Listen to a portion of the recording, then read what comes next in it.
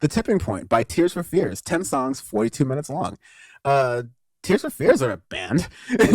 Yeah, they're a duo that they have been around forever. One of the biggest groups in the early mid '80s. You had songs from the Big Chair. You had the Hurting. I mean, everyone knows Tears for Fears for a couple tracks. Everyone else over the world, Shout, Head Over Heels. Just a couple of really really fantastic tracks that they had. Mad World, Woman in Chains, so on and so forth. They were a quintessential sound of the early '80s. And I mean, they were very very good. But they haven't released music in quite some time, I believe. I mean, I actually think they had an album maybe in, what was the last one in like 2004 or so? So it's been, nearly 2 decades from their last actual album release. So, but going into the music, it's 10 songs, 42 minutes long, so it's pretty concise for what it is. But it's interesting to hear, a super group from the '80s to make an album in 2022 and see kind of how their sound evolves, some of their ideas that are stuck in the past, and some of their ideas that you can tell that they're trying to move forward in a way.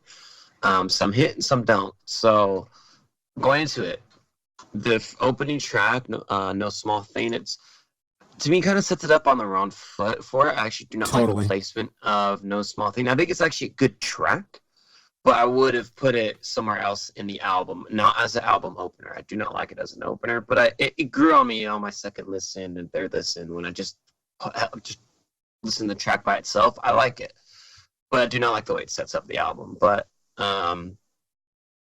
so it's just not a good way to start, but it's a decent track for it. Because the rest of the album, there's actually a lot of good ideas and different things, sounds and stuff that they were trying to do, which are interesting. So the Tipping Point, second track, which you get like a modernized beat that they used in the '80s. So here's an interesting thing, right? We have a lot of indie groups, indie bands, musicians, so on and so forth, that are influenced by the '80s, right? Influenced by sounds that Tears for Fears, them, New Order, a bunch of other groups that are really made. And now a lot of people are like trying to do different styles of it. And the Tipping Point is, one of the OGs doing it in 2022. It's interesting to hear how the way they did it, it's more rhythm based than a specific sound. So the way like a lot of indie bands will make like something where it's like, oh, this sounds like it's from the '80s. It's a specific synth sound that they use, specific instrument they use, the core keyboard or whatever, where they can program it to make it sound like '80s. And like Neon Indian does this a lot. Not saying it's bad, but that's the way they do it. But for Tears for Fears, the Tipping Point, it sounds like a throwback to the '80s. It's all in the rhythm, the way it's Yeah. done, the way you can feel it groove, the way you can hear it sound. But they try to modernize it a little bit, so this is like a border track for me of Uncle Rocky, but it's enough because so many people have tried the sound to try to modernize it, and I'm like, this is an interesting way of doing it. If people actually made the sound, so I just thought that was a really interesting correlation between that. When I heard it, I was like, this feels like a throwback song, but it's modernized enough to fit in this decade, this millennium. I love So doing this podcast for you for reasons of like the way you describe do it like certain songs and music like this because that's what I couldn't say, but like that's what I'm really feeling that it's the rhythm basis of this kind of rock that yeah, Tears for Fears didn't necessarily pioneered, but like a major part of it in the '80s, way right? super And part of it. Yeah. yeah, and then you feel that in a lot of these tracks, especially near like more the end. But I couldn't agree with you more that No Small Thing is such a weird way to start the album. And I think like my I'm happy that this album's only 42 minutes because you get a good sense of what they're doing and it doesn't Yep. draw Yep. out too long. Even though I there are a lot of things on here I don't like, and there are a lot of things on here I find like are okay. It's a fairly cool idea that's going on here. Mm-hmm. Um, but I think the album just has no or very. I mean, I think it has cohesion. I think it sounds like it's all part of a project, it's all part from a band, but it doesn't have that kind of thoughtful picking of song order that I would have appreciated to maybe get into it. Because yeah, like having No Small Thing as the first song, I think sells itself short. Yeah, exactly. Because there's so much more substance in here. Example, Long Long Time, the third song, right? It's interesting to hear him take a modern a modern kind of sound with the way they did it, like this vocal that kind of pops in that you hear with a lot of like electronic artists, like churches, churches, I like to call them, that churches do a lot. And you hear that, but then to hear them do it in their way, it's very interesting that the way that they did it, and it actually ends up being a really cool song and a cool track for it. And like that would have been a really good opening track actually, as a long, long, long time.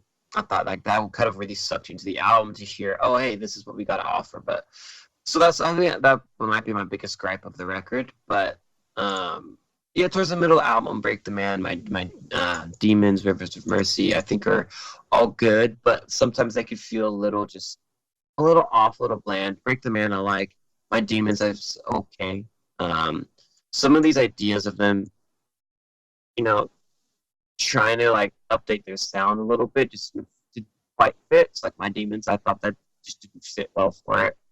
But overall, as a project, towards the end, you had more of like those the rhythm sounds that you can hear, like interesting beats and stuff to make it kind of modernize it. Like example, kind of skip ahead. The end of the night, the second to last track, you have this really cool electronic sound that's kind of like going back and forth, and it reminded me a lot of Neon Indian. But then you have the rhythm of it, which not a lot of these people do. Um, Try to have it like a throwback sound, and it worked in that way. And I actually really like that track because of how it sounds. Yeah, But there's End a of lot Night of was one of my very, favorites as well. yeah, it's actually a very, very good track. The way they did it, I like how some of these tracks played out. But again, I wish these were like moved around the album to make it fit better. Because the way it's just flown just doesn't flow very well. Like example, I would have loved to have long, long time, long, long, long time, and end of the night back to back. Like that would have been such a really cool mix right there. Because you got, or even like the tipping point in the night on the long time. Like if you had those three around like close to each other, it would have been great because you had old ideas, new ideas, and a mixing up of all three put into it. And yeah, so there's I mean, groups that have been around since the early '80s. It's a very good effort because we have had a lot of Uncle Rocky sounds on here. A Flaming Lips. I'm looking at you because that was awful. Um, and like you've had other groups that have done very well. I mean, you had Dove's project because last year. I like to say that was fantastic. You have some groups that can do this, and I actually really want artists who are influenced by the '80s, have a lot of these '80s throwback stuff, to listen to this record because I want them to get influence of, it's not just specifically a sound that you can do to throw back. Even like the funk guys, Silk Sonic, you can get ideas just from rhythm, Yeah, just it's from not bass up that, and you could do so much with that. 80s sound isn't all Just, synthesizers and drums either it's not. also. And then that's what the 80s throwback sound is getting to, and more in State of Music 2020, I'm over it. Exactly. Like there are guys who are very, very good at doing it, and I'm like okay with them doing it more. But there's so many people that are tapping into it, and it gets to be bland after a while. It's kind of like the same thing with the TikTok indie pop sound as well. But more on that, in future episodes. But overall, with the tipping point, I thought it's a decent project from them. There's a lot of good sounds on here. I don't like the way it's thrown together in that way. But production wise is good, and for a group that have been around for that long to not release something for almost 20 years, I didn't know what to expect. I honestly expected just to go into this just not wanting to do it. It's like, don't ruin Tears for Fears for me, but I go, actually I really respect him for doing this, and there's a lot of good in here. So Yeah, it's not easy to continually make music for 40 plus years. Like it's fucking hard to do. Um, and have the so self-awareness to be able to make it progress along the way. and the other thing too is right. They made with the lyrics of it too. Like there are some things that are pretty political in here, and Tears for Fears have been a political band, a political group since their inception, right? So I give them lean. I'm like, y'all can be as political as you want because you've been doing it since the '80s. Like they talk like, shout and everybody wants to Everybody rule the wants to rule world. the world, anyone? Like, Yeah. yeah, it was literally about state of like East and West and East Germany especially and stuff. So a lot of residency in that and myself. But anyways, yeah. I thought of a pretty good project. So something's missed the head on the nail, but the nail was driven in. Good analogy.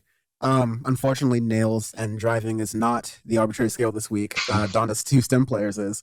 Uh, I will rank this uh, an iPod with old Kanye on it. Oh, ooh, shit. Okay, but what old Kanye are we talking about? Like when he still did the bear thing, Kanye? Yes, but the first one, like the Like the debut first bear. Kanye. The Yeah. debut Kanye, so okay. It's something dropout, right? I can't think of the name of it. E- I'm going through it because it's been. I want to say there was one that came before. Oh yeah, College Dropout. I want to say there College was like a dropout. mixtape that came before College Dropout, but Probably was. yeah, I would Alright. say this is that.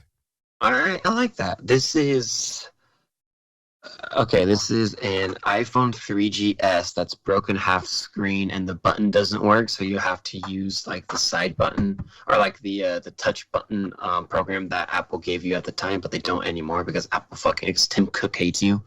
That is filled um, with two songs on graduation, and that's it. Yes, I was looking for the mixtape name. It's the Get Well Soon mixtape. Goes there we go. Yep. There you go. That was released in late 2000. It's late 2002, and Damn. yeah, that on a little iPod Nano, the old school All right. ones, Mine is third gen. stronger, and I wonder are the only things on your broken iPhone 3GS. No streaming back then. It's just No a streaming back then. No, eight. clean, wholesome. You got it done Eight with gig 8 gigs, phone. man.